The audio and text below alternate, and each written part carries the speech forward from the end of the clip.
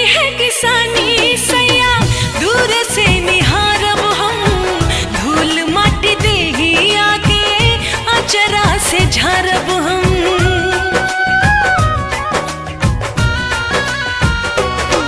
हाँ जिंदगी में तोहरा से दूर कब जाइब ना, क्रिया खियाला कौनो वादा भुलाइब ना। सुख दुख